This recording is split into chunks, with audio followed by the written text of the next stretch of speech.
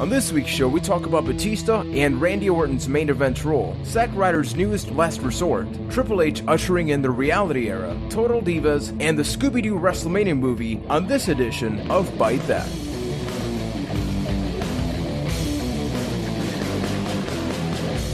Hello everybody and welcome to the 31st episode of Byte That, the semi-somewhat maybe international professional wrestling podcast where we talk about the ups and downs of that which we love, which is the world of professional wrestling. My name is Juan Velascourt. I come all the way from San Juan, Puerto Rico, and as always I am joined first.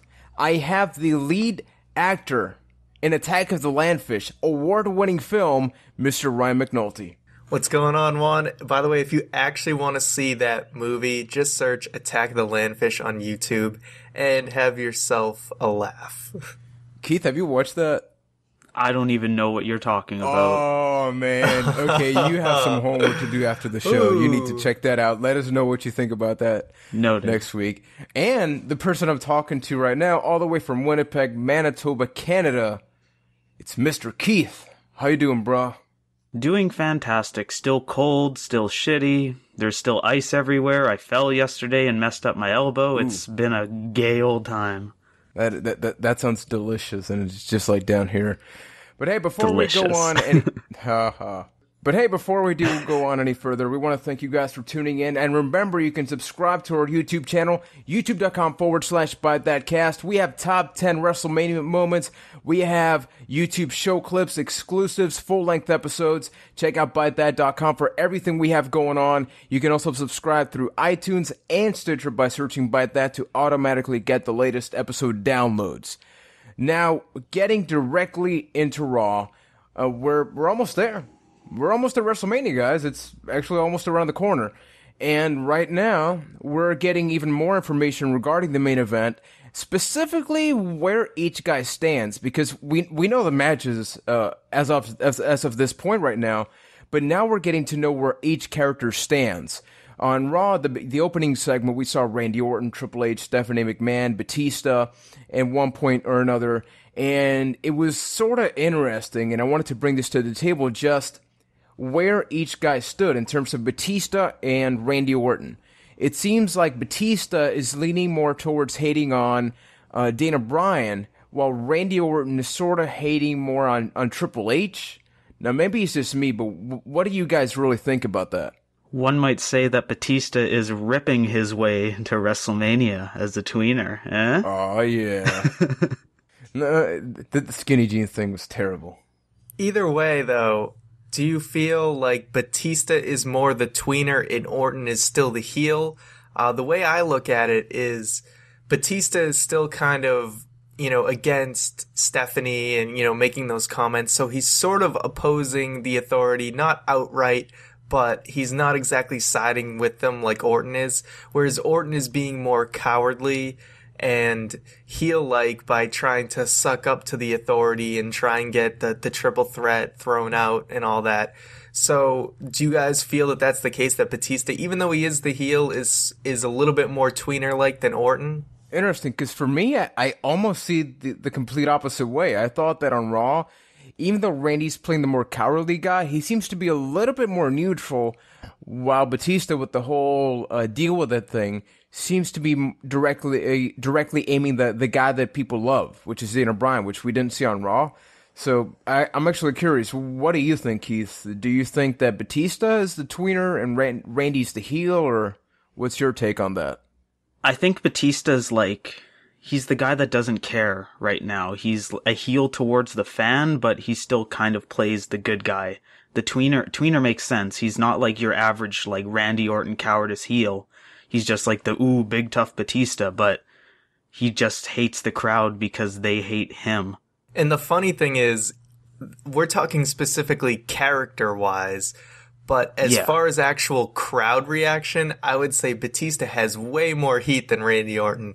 Orton's almost kind of cooled off at this point because everyone's just way too busy booing the hell out of Batista. Exactly. It's everything we've talked about, and I don't even think Batista had much to do with it. It was simply the fact that the wrong place at this point is now the right time by turning him heel.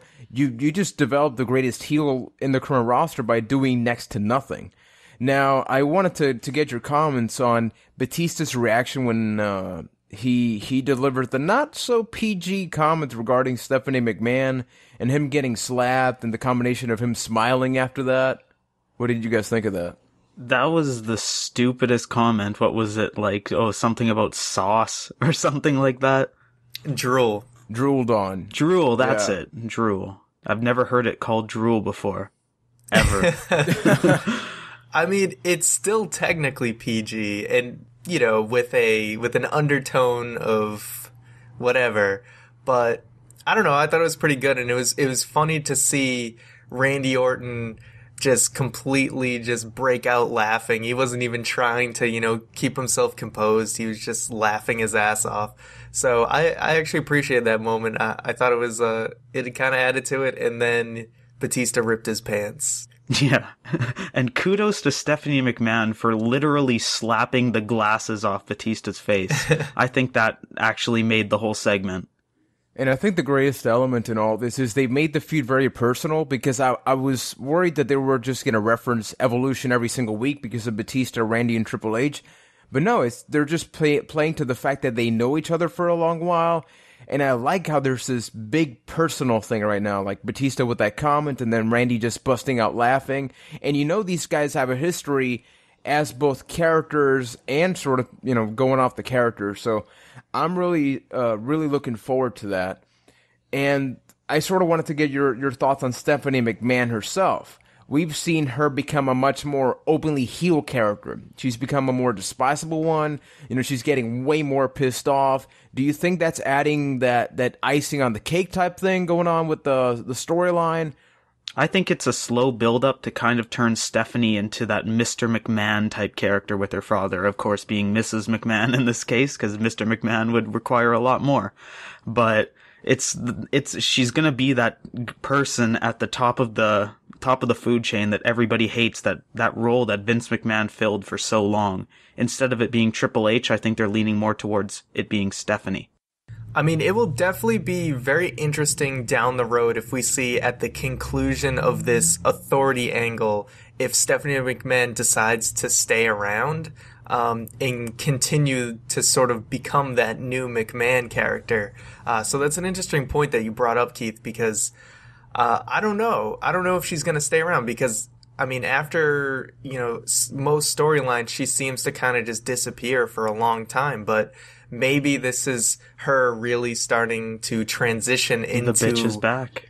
Yeah, maybe this really is when she officially is starting to transition into, more of Vince's roles. So it'll be interesting to see if she continues to stay around after the whole authority angle. I don't really think there's a question about if Stephanie's gonna leave after WrestleMania. I mean, if you think about if you want to get businessy, even though we're not experts, the whole, WWE Network, and now they have to really fight for the TV deals type thing. One of the big things is a McMahon being on TV, right?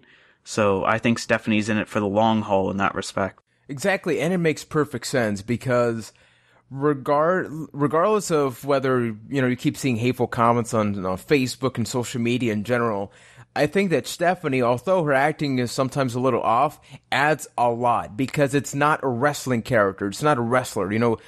Triple H, even though it's great to have him, it's good to have that person that is not physically involved and actually has authority, no pun intended, in the company itself. And if it was Vince McMahon, I think there would be too much reference to the past, and it's nice to see that they're sort of passing the torch, if you will, to Stephanie. Now, I don't know if that's going to eventually involve Vince McMahon wanting to gain some power back on kayfabe wise, but it's certainly nice to see.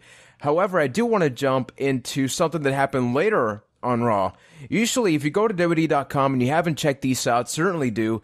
Michael Cole sits down on a weekly basis with mostly Triple H. Sometimes it's been Kane or something, but he goes into these deep interviews that are pretty entertaining. They're pretty awesome. And now on Raw, we actually got one.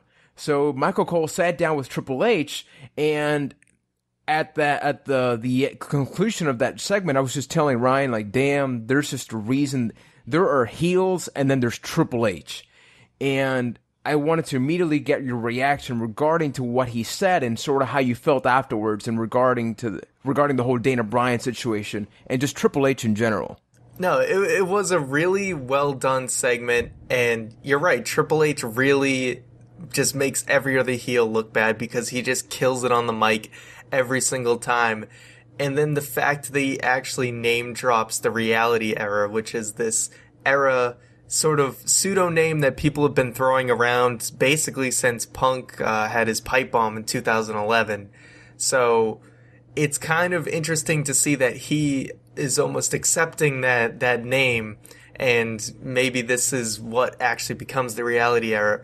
But nothing spoke more about how great Triple H was than the line, and I'm probably paraphrasing here, but he said, like, when he was talking about how he had the power to win, to basically beat Daniel Bryan, and the power to win the title. He basically saying, I have all the power to make that happen, which had this double meaning to it to the fans in this sort of kayfabe 2.0 we've called, where you're playing off of people's back perception of what goes on backstage. Triple H is saying basically, in kayfabe, I have the power to win both matches, but then he's also saying to the audience, I have the power to book this so that I win both matches. Yeah. Basically, it's only a matter of time before Triple H brings, like, a shovel out to the ring. But did you guys notice, like, you talked about the whole reality era thing. Did you notice that, like, they're saying the word new era and era more and more and more? Like, not only Triple H had mentioned it on Raw, Bray Wyatt's been mentioning it for weeks, but even Paul Heyman mentioned, like, this is a new era we're stepping into. I mean, it is. Think about it. With the network, with everything that's coming out, I mean, now we're getting, like, a Steve Blackman show. There's a lot of stuff happening, and they need to make it look like, hey, this is something new. Why? Because if they're investing so much in all of this, they can't just be like, hey, so we're the WWE, and here's the new network. Here's this new thing. The fact that for $10 a month we're getting WrestleMania changes everything, and I think it's their incentive of getting people that maybe stopped watching a couple years back to go, hey, this is a new thing. Remember Ruthless Aggression? Remember the Attitude Era? Hey, now we have this new thing, and if you didn't like this era, the reality era, then guess what? It's coming to an end. Ironically enough, I think that segment can be more reality-based because we saw two characters speaking at the exact same time. There was Triple H the wrestler, which I love the fact that he brought up that's who Dana Bryan wanted, right? To face Triple H. So there he was. So he was justifying, he was furthering the storyline itself by saying that. But at the same time, like Ryan mentioned, he was talking about, I have the power to make this happen. So it's like, oh, damn. So he's both 2002, 2003 Triple H, and he has partial ownership or control over the company. So it's one of the situations where it's like, damn, this guy can just do whatever he wants, and you don't know how far it'll go. Especially considering he's talking about the fact that, he's going to walk out with the championship, which I don't really see happening, but it's nice just to see him be all cocky while having that power.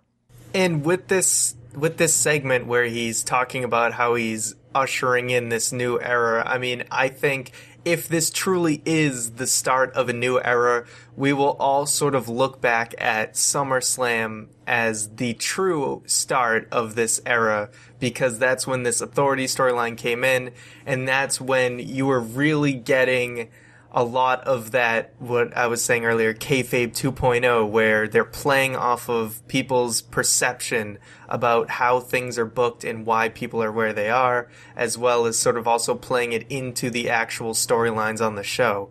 So if this truly is a new era, I think we will all look back at SummerSlam as the start of it. Exactly. Dana Bryan deserves way more credit. I mean, his storyline itself has determined the future of the company when you think about where he started, all the way from the infamous 18 seconds to where he is now. And by the way, I just want to make a quick note. It was actually nice that Dana Bryan wasn't on Raw. I know some people were angry that Bryan wasn't on Raw, but at the same time, we've been seeing a lot of the guy. And I think just having that nice, relaxing week to further other stuff, makes the build up for WrestleMania just mean that much more. Now, I wanted to sort of ask just a quick question, because I remember, Ryan, you brought this up, which is regarding Hulk Hogan himself. Now, Hulk Hogan's actually been way more active than I think any of us expected to see before WrestleMania. I personally thought he was going to be involved in WrestleMania and then gone. Are you happy to see as much of Hulk Hogan as there is? Do you think that maybe Hulk Hogan is being seen too much? What's your take on that?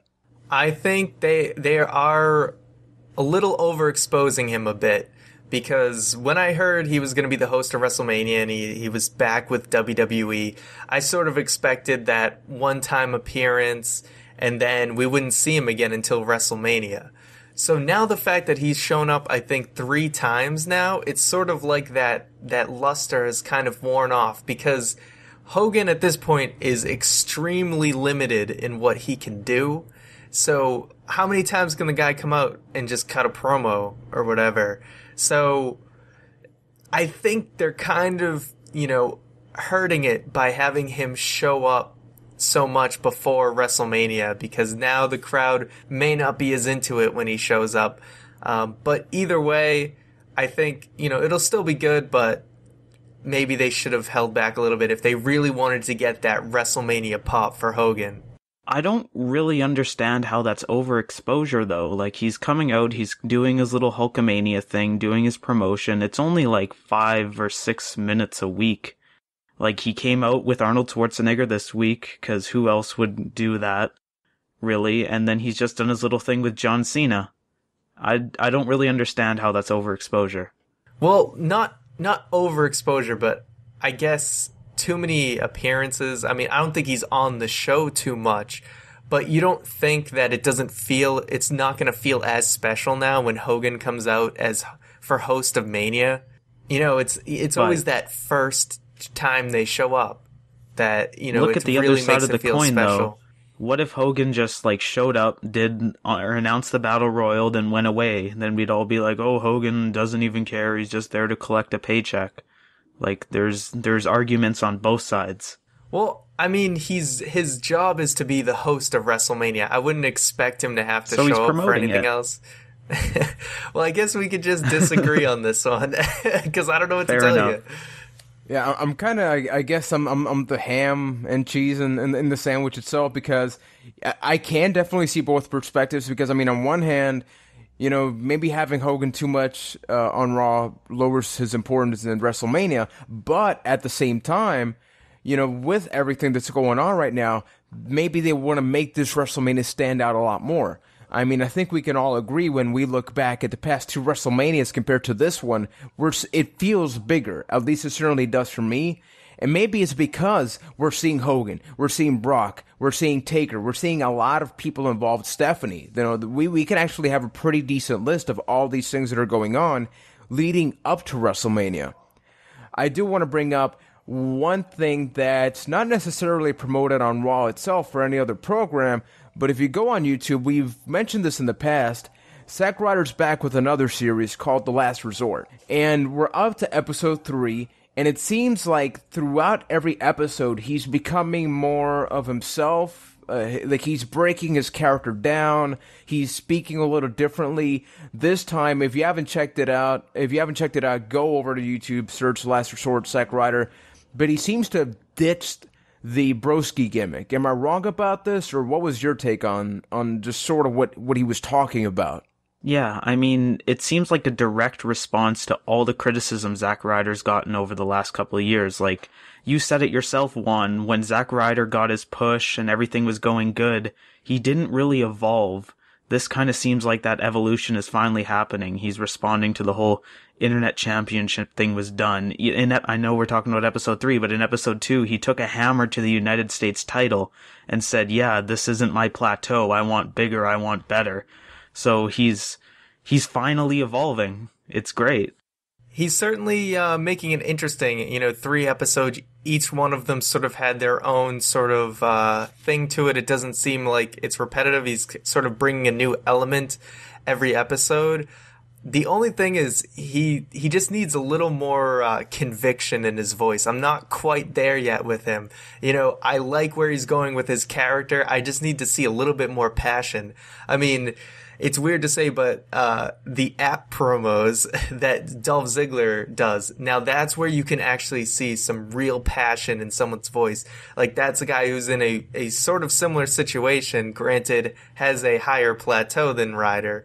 But that conviction in his voice, that's what Ryder really needs to really put those videos over. Yeah, I would say big that's time. my criticism, and a lot of people like on Reddit and Twitter were mentioning the same thing, because there's the difference between going, hey, guess what? I'm getting tired of my character, yet I'm sort of talking at the same tone that my character was talking, and then just choosing to speak differently. He was talking in the same tone that he did with the Broski character. He was just not saying the goofy stuff. And I'm not saying that, I mean, if that's his voice or something or not, but, you know, look at Undertaker, for example. When Undertaker was the dead man versus Taker Badass. Same guy, completely different delivery. You know, I guarantee you at some point some kid that never saw Dead Man Taker and saw Biker Taker thought they were two completely different people. And it's because of what the wrestler does during that transition. Now, each week we're seeing something different. So maybe next week we'll see something else, you know, that will sort of answer these things that we're bringing up. But I do think that it was interesting and nice that instead of him just cutting a promo, he was poking fun of himself, like Keith was mentioning, going back in time, talking to Broski, Ryder. And I think that the thing that I took away from that is it was a wake-up call to, damn, how cheesy he was, because he was doing all of his previous mannerisms. Yeah. And even I was like, damn, it almost seems like he's overacting, but no, I mean, look back, and that's how he was. That was Ryder. Exactly, and now how we're seeing him. Now, just a quick question, though. We mentioned this last week. We saw The Miz come out in a suit. This is where we put on the tinfoil hat and probably overthink things too much. But is this leading somewhere? Because we keep seeing this progress, is it going to go anywhere? I mean, Zack Ryder's in the Andre the Giant Memorial Battle Royal, so I guess that's a step, right? Who knows if he would even be entered in it if it wasn't for this thing. But beyond that, I don't know, really, because even though he's getting all this, like, hype now, he's not on any WWE programming still. He's not even on NXT, really. Like, usually the lower card guys will go to NXT and have matches there, and Ryder's not even included with that, so I don't know. It almost feels like it's all for naught. I think we still need to wait and give it time. It's still very early in this process. You know, he's only on the 3rd episode. I honestly think he would be in that Battle Royal no matter what. There's 30 spots, which is a lot of people. So I think this has nothing to do with that. Unfortunately for Ryder, or fortunately, I'm actually not sure which one on that. But maybe if we see this catch on a little more, it might translate into the programming, or maybe WWE will just forever be stubborn and, you know, no matter what Ryder does, you know, outside of the WWE's watch, they won't sort of embrace it if it catches on. But maybe if you get those crowds chanting his name at some point, they may have no choice. I mean, look what it did for Daniel Bryan. So fans basically got him into the main event of WrestleMania. So they can honestly do anything. And if Ryder's able to pull it off and get his own sort of movement, then he might actually get some momentum. True, but Ryder had that. Like, we want Ryder woo woo woo was right before the whole yes movement. Like, even going back to WrestleMania 28. But it didn't last. It didn't last, so why should it catch ground again? Exactly. I think that's the $1 million question, because it's a guy that this happened. Like Daniel Bryan, he had that moment, but guess what? He's going to be in the main event of WrestleMania. He's facing Triple H. He got to that point with Zack Ryder. It was like, okay, we're taking something. It's like, no, we're taking it back. So what are the odds that he's given it again? It's true. I mean, what other way can he be successful, though, unless the crowd catches on and chants his name? I honestly don't know another way. I mean, the difference between Bryan and Ryder is that WWE chose to at least somewhat embrace Bryan's momentum at first, whereas they did everything they could to kill Zack Ryder's momentum. Mm-hmm. And you also have to think that if this whole faction goes through, it's probably going to be a heel faction, right? So won't that immediately put this whole crowd reaction that Ryder's going for dead in the water? I mean, I think that remains to be seen because we really don't know if that's going to happen or not. So it's kind of difficult because why else would Ryder be doing these YouTube videos if he's trying to get over as a heel? Because I feel like they're more edgy and trying to be sort of anti-hero like. So I don't know. We don't really know if that faction's going to happen. That's sort of just a rumor. So we don't really know where it's going.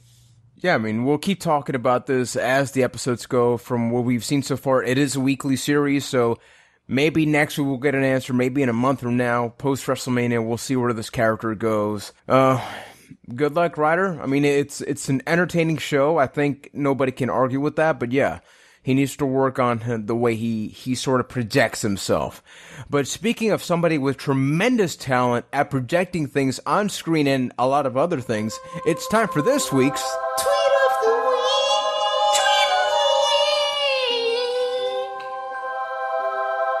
That's right. It's time for everybody's favorite delight, Tweet of the Week.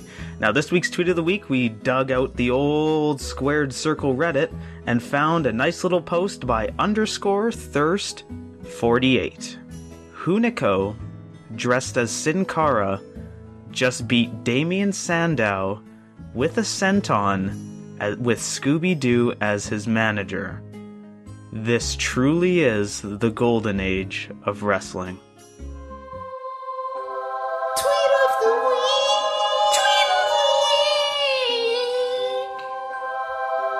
That's right, that has been the excellent, somewhat maybe Tweet of the Week. Remember, you can follow us on Twitter at ByteThatCast. And if you have something funny that Keith likes when he's just browsing, taking a break from work and all of his luxurious lifestyle, you could be the Tweet of the Week. Now, talking about another storyline that certainly progressed a lot this week, I do want to sort of open the forum for an interesting discussion. When I was watching Raw, I was thinking, why does this feel like a much bigger event? And I was thinking maybe it's because the matches I'm looking forward to. And I'm like, I am, but it's not it. There's something missing. Then and I was looking at the cover art and the match listing for previous WrestleManias. I came with what I think is a conclusion, and that is that the guys are being spread out. We're not seeing John Cena take on Triple H. We're seeing John Cena take on another guy, a guy that's in progress. We're seeing the main event, Dana Bryan, the guy that hasn't main evented WrestleMania yet,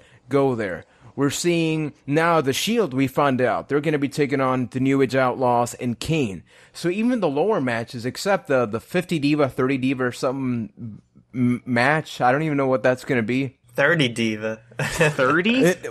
Whatever, no. There's like 8. I don't know how many, I don't know how the hell that match is going to work, but aside from that match, which seems to be very thrown together, well, hopefully they give us more information before WrestleMania. But aside from that match, it seems that their distribution of wrestlers across the card has made it a great show. And I sort of wanted to ask you guys, who do you think it sticks out the most, not in terms of storyline, but it's nice that they're doing something different. Is it Triple H with Dana Bryan? Is it John Cena with Bray Wyatt? Is it the Shield now turning face and then facing Kane? What piques your interest based on what you originally thought versus what we are getting at WrestleMania? I think that has to go to Bray Wyatt. Like, think about Bray Wyatt. He hasn't even been in the WWE for a year, and he's going to WrestleMania and facing John Cena. That's cray. Well, I agree, but I'm going to actually say John Cena, because I think that's more in line with your point, is they're doing something different with Cena. Instead of putting him in the main event, which he's done for, many years now, I think they wanted to actually do something different with him this year and have him work with a younger guy. And, he's not quite in the spotlight this year. And I think pretty much everyone's okay with that. And it really freshens up WrestleMania, because how many years in a row has it been Cena versus somebody? So this really makes WrestleMania 30 feel really fresh, where you have 3 guys in the main event who were not in the last, main event, at the past 2 or 3 years even.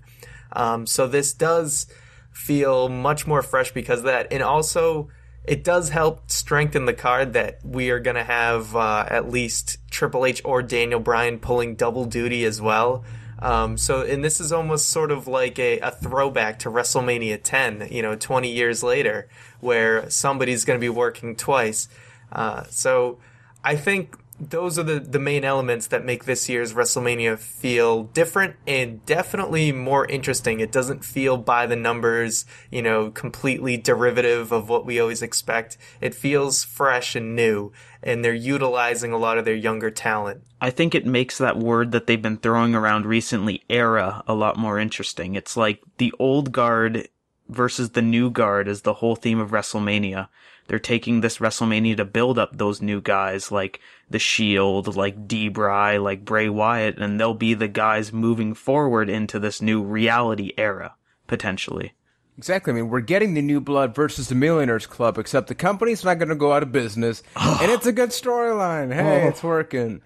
No, but I agree with Ryan 586%. John Cena. I mean, especially with what happened on Raw. If he was taking on Luke Harper, all of a sudden the lights go out. Lights go back on. He's tied to the ropes, wearing the mask, and the people are chanting, "That was awesome."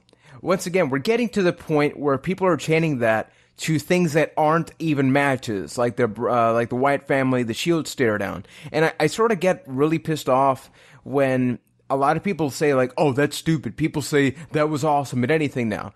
Dude, weren't we complaining as fans like a year ago that people react to shit now? Or a little over a year ago that... Nobody's ever happy. That's the rule of wrestling. I know, man, but it just pisses me off because I'm like, what is it going to take you to get excited? Now the people are actually being open about different guys. Bray Wyatt's getting recognized. The Shield is face now, and then they're getting recognized. We're getting a very good mix of the old and the new. The crowd's getting invested. It's WrestleMania, and I applaud guys like John Cena for certainly doing something different. No, I totally agree. And about the whole negative comments, people are always going to find things to complain about.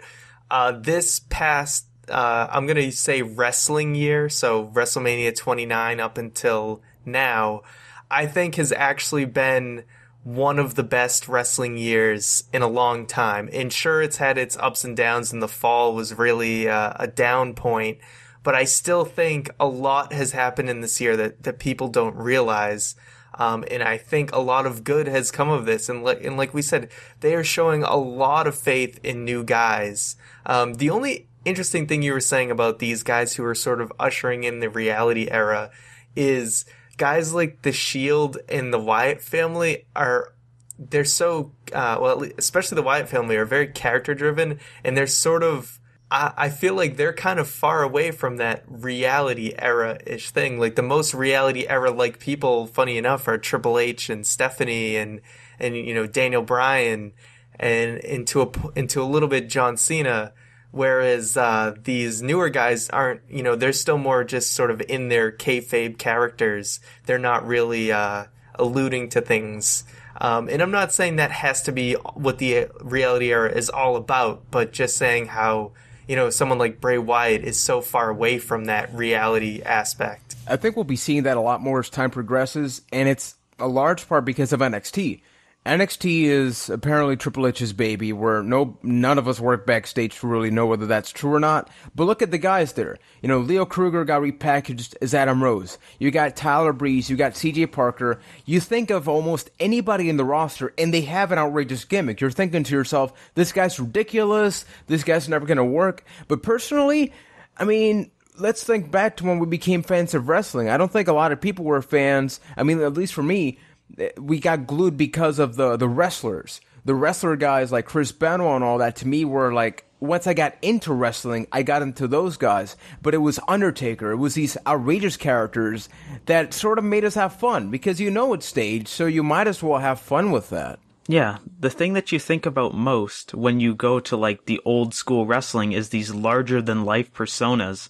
And going back to that seems like an awesome thing. Like, you think of the Ultimate Warrior and him moving mountains and coming from space to deliver justice or whatever the hell the Ultimate Warrior did. And Hulk Hogan with his 24-inch pythons that could probably crush your skull if you wanted them to.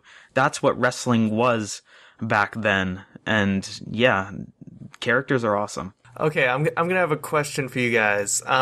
In sort of a way of, do you think, based on what we're seeing from NXT and the characters that are now being brought up, the wrestlers that are being brought up, do you think we're sort of going to get a more mature, more sort of new version of early to mid 90s wrestling where there were a lot of gimmicks and stuff, except this time it's going to be not as hokey and goofy and a little more edgier and a little more realistic?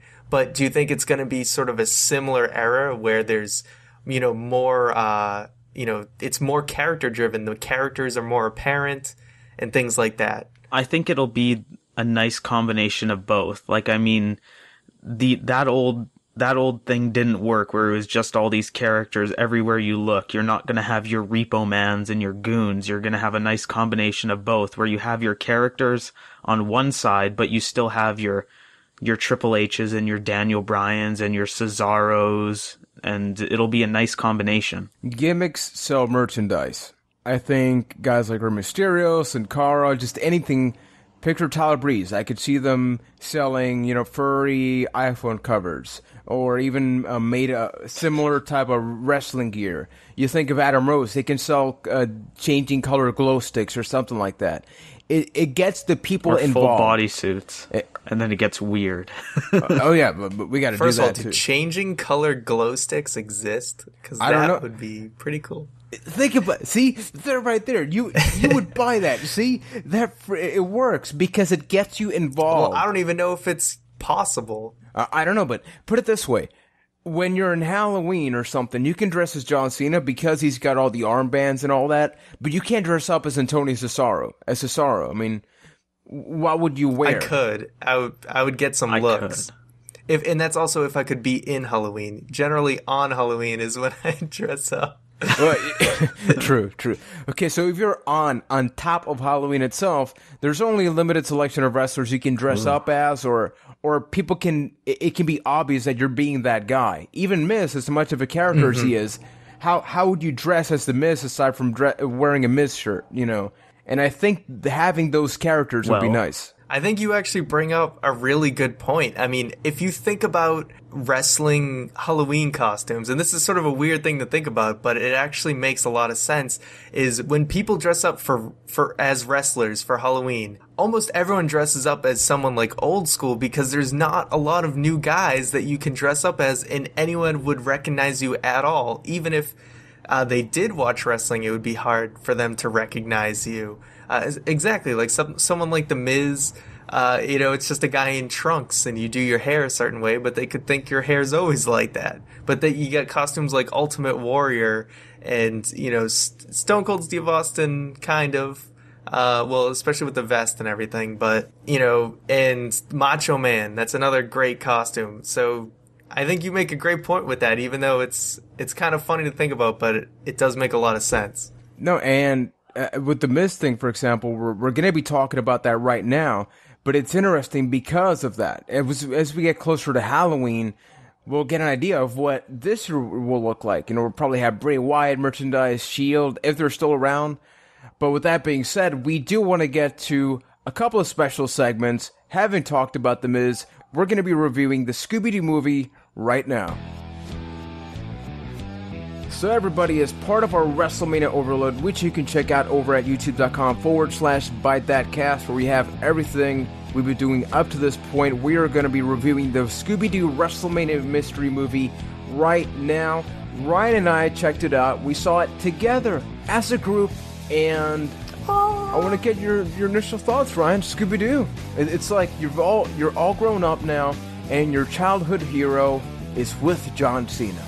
You mean Scooby-Doo is with my childhood hero? Oh. Either way. This movie, obviously, this is a kid's movie, so I'm going to not be so harsh on it or anything like that, because I'm not the target demographic for this. But either way, I'm going to actually say, if you're a wrestling fan, then you should check this out, because either way, you're going to find it entertaining. Either you're, younger kid and you're going to like it no matter what, or as an adult wrestling fan, you're going to find things to laugh about, whether it be because they meant for you to laugh at it, or because it's just so ridiculous. But either way, there's no way you will find nothing to enjoy. There is something for everyone here to enjoy. Exactly. I mean, it's a movie that to me was so bad it was good. And not that it was bad in terms of terrible, but as Ryan mentioned, we're not the target demographic. So watching it, you hear a lot of things where you almost want to punch yourself in the face for watching it, because it's just so cheesy, overly cheesy. But at the same time, you're thinking, we got Sin Cara. I mean, you got Sin Cara with like a lowrider. It's little things where you're just like, you got to enjoy this. So if you have a family or you just want to have a good time watching something wrestling related like Slam City and this movie, certainly go check it out. I think it's worth a rental. I wouldn't buy it. The DVD itself doesn't have a lot more special features other than like a little featurette. So I wish they had a little bit more content backstage, how they came up with the storyline and all that. But if you want to enjoy the movie itself, check it out. It's pretty much everywhere. It's out on DVD and Blu-ray. I just want to get your quick closing thoughts, Ryan. What was the moment that you were just like, I love this movie for what it is? Was there anything that stuck out for you? Not to spoil anything, but I think just a great, hilarious moment is John Cena. At one point, he's trying to stop this boulder from, rolling down and hitting somebody, and he jumps over this ledge and runs and stops the boulder. And the whole time they're actually playing his entrance theme. And it's just so over the top and so funny that it's just the highlight of the entire thing. So closing out the review, I think overall the voice acting was pretty good from all the wrestlers. There wasn't that much participation of each one. I guess it's because they had so many guys, so their appearances are pretty or spread across the thing itself. Some of the guys like The Miz, you can barely tell it's The Miz without the shirt. But Scooby-Doo Wrestlemania Mystery, awesomely fun movie. Check it out at least once. I don't think it has a lot of replay value, but if you're a wrestling fan, and if you're a Scooby-Doo fan, why are you even listening to us, man? Go check out that movie and let us know what you think about it by leaving a comment below and subscribing to our YouTube channel, youtube.com/ByteThatCast. So continuing our WrestleMania overload, we have our somewhat maybe expert regarding Total Divas. Huge fan of the show. We are talking about Ryan. So Ryan, what's been going on with Total Divas? First of all, it kills me that I am the Total Divas expert here. That title just makes me sad inside. But either way, you're on top of the world. But either way, we are on episode 2 of season 2. Things sort of left off with John Cena and Nikki Bella splitting up, as well as JoJo kind of went AWOL, so she's gone. But anyway, we come back to season 2. I guess Cena and Nikki are now deciding to get back together. Because John Cena is going to actually entertain the idea of marriage and kids someday in his life. Shame on him. And then we have the addition of Summer Rae this season, as well as Eva Marie at the end of season 1 ran away and got married, much to the dismay of her parents. And then, oh snap! This season, in episode 1, she confronted her family and let them know, and needless to say, they were not very happy. So anyway, the latest of episode 2 of season 2, what we got going on is we actually get to see the inside of John Cena's tour bus. Now, these are the highlights for me of a show like Total Divas, is seeing into the lives of these wrestlers that we watch on TV every week. I kind of like to throw the gossip stuff to the side, even though it's 95% of the show. And it's all about these little things about, the wrestlers that you get to find out. Anyway, guys, seriously, this episode is worth checking out just to see how awesome John Cena's tour bus is. It's far bigger than this apartment I'm staying in right now. It is far nicer, Describe unsurprisingly. It looks like it looks like basically, what do they call those? A penthouse apartment or something like that. It looks awesome. And he has a mirror above his bed, which Nikki makes comments about. Yeah. What just could you possibly use a mirror above your bed for? But you can't see him. To watch yourself sleep? That doesn't make sense. You can't see him. It's actually so you can comb your hair better in the morning while you're laying down. Yes, and brush your teeth. Gotcha. If you need a mirror to brush your teeth. Science. I guess. You brush your teeth in bed? The hell's wrong with you? All right, I'm going to move on and just ignore him. Please do. So another thing going on is that in this episode, her name, Ariane, a.k.a. Cameron, gets into a little bit of a tussle, a non-physical tussle with Eva Marie. And she decides to bring back these pictures that are already on the internet and bring it to the attention of everybody else who could have just Googled her name and found the pictures. And apparently this is a bad thing to do because Eva Marie got really upset about pictures that are on the internet when you Google her name, because she didn't think that people go on the internet anymore. You know, who does? So that was a non-storyline that became a storyline. And then last but not least, I don't know if you guys remember a couple months back where Nikki took a swift kick to the face from Tamina Snuka and knocked her tooth out, but we sort of got to actually see what the aftermath of that and her reactions. So if you want to kind of see what happened with that, you know, some of these backstage insights, even though it's they bring up the drama a little bit, but if you want to see things like that, then that's why you should check out Total Divas. And that's going to conclude my review of Season 2, Episode 2. So thank you, Ryan, for that amazingly in-depth review of Total Divas. Hey, you're always welcome back, man. You're always welcome back. Oh, really? You're part of the show, actually. I don't know if you knew that. So. I am? Shit. Yeah. I thought I was just talking to nobody the whole time. Or the voices in my head that talk to me, they tell me things, they understand. They talk to you.